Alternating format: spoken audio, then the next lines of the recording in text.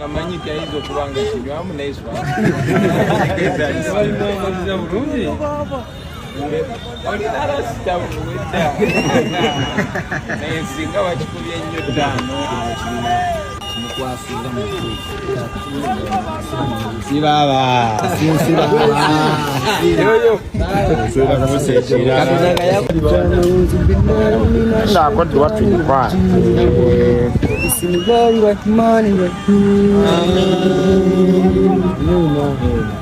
umulabye naye kiki muwese pikipiki ya kugoba motoka kugoba njobe bameka bagobye emotoka yagoba enjobe nenga bakatero babasibye basi boyo mwana gundi oyo Sky Soldier kiri ekyala kiri ne Uganda kyagidduka kirira ku nsiko kiri Kenya nyabo ngate tunakala bake pikipiki kutuga bamba gobera aso nedde nyabo tetuja kukiriza gena matukugera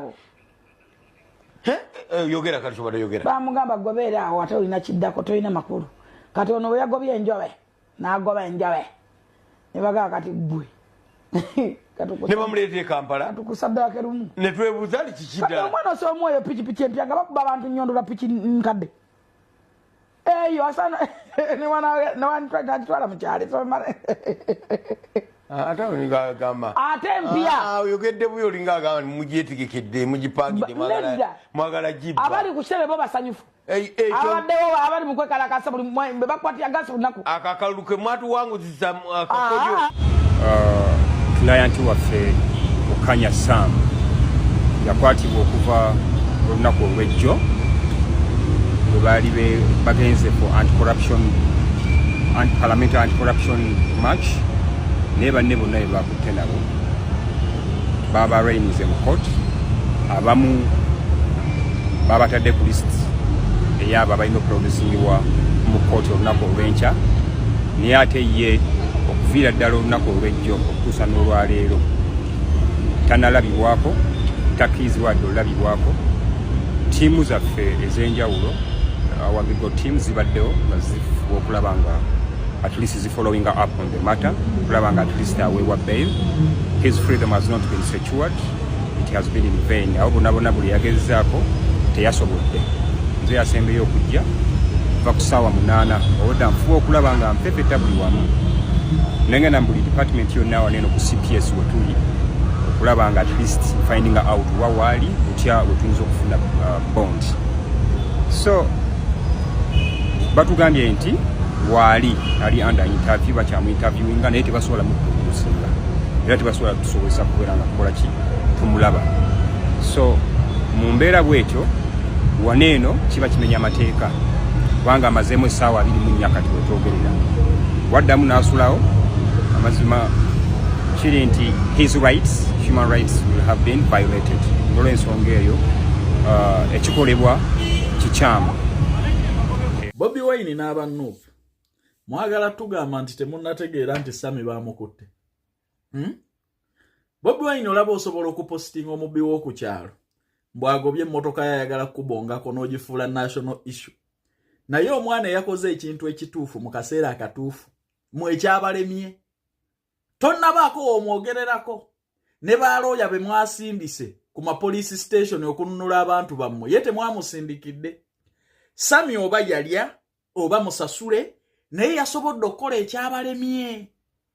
Mwami Kyagulanyi wabadde wejjo oba ababakabo kale bonna abeefuula bannankyukakyuka lwaki machi tu parliament ya flopinze taba Sami teyandibadde ayogera ku be baakutte n'olwaleero tetwandibadde nga tubyogerako. Njagala otubuulire wabadde luddawa era nga mmwe abatali basasule mwakoze eki. Nze nnina bye sitakkiriziganya nabyo ne bafuutu soja nabye tutakkiriziganyaamu naye kintu ky'okwegabira ssente z'omuwi w'omusolo ekyo tukwataganira awa era Sami muwagira 10 ku 10.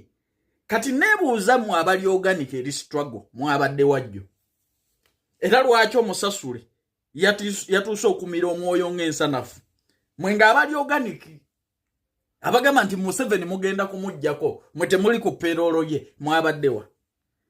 Kati Bobi Wine jekko ku mutima gwo omanya abantu abali organic abakubuuka nga beekolera byabwe tobaagala era kyova olaba Sami tonnamupostinga tonnabaako omwogererako Oliko oli omubbi w'oku kyalo yajja nga agoba emmorokayo. Abo b'oyagala batakubuuza bibuuzo. Ekyakwawula ne Sami tukimanyi bulungi, wali weesimbye mwali ye misikini. Sami n'agamba ekizibu kya Uganda tukimanyi ye mwami Museveni. Era nze sirina bwenzizire wenkwatira struggle kugizza ku muyimbi walaga. Sami yakoze ekyabalemye. Kati tutegedde nti Sami ayinza okuba talyanga mwabadde wejjo. Bobi Wine tubuulire wabaddewa. N'aba struggle mwabaddewa. Kuba ewuwo tebazzeeyo abapoliisi tebaakukutte. Wano watulaga olumu ng'olinnya ne taxi n'ojja e Kampala. Lwaki maaki tu parliament tetwakulabye? Lwaki tetwakulabye? Kati kitegeeza Sami yeetaaga kubeera pulezidenti wa struggle mu Uganda. Yakoze ekyabalemye. Omuntu bw'aba akoze ekyabalemye yeetaaga crediti. Olwaleero mwenna musirise bwe mumukure mbu yalya bw'aba yali asobola okukola ekintu module eyo ekijjayo ekifaananyi nti tukooye enguzi mu Uganda yasaana okubeera pulezidenti wa NUP. Nze mbabuulidde. Era Sami tugenda kumugjayo. Obwo obusiru bwammwe temubutuleetako. Enguzi tetukkiriziganya nayo mu Uganda, naye ate n'abafere mu struggle. Nga akaseera akatuufu we tubeetaagira ne twetaaga okubalaba. Bazinga mikira ne babula. Nammwe muli bafere. I'm an activist and I'll never be sorry for that. So if that itself is a case, then I think I will be a customer of the custody each and every time. Kuba sejjusa kubeera mwekalakaasi. Nga nekalakaasi z'ensonga. What I literally believe in. For this time round, I had not done anything. Kuba bansanga mu restaurant, I was taking my tea as I wait for the time for the press conference. So they just assumed that I was going to be part of the 23rd activities that went on.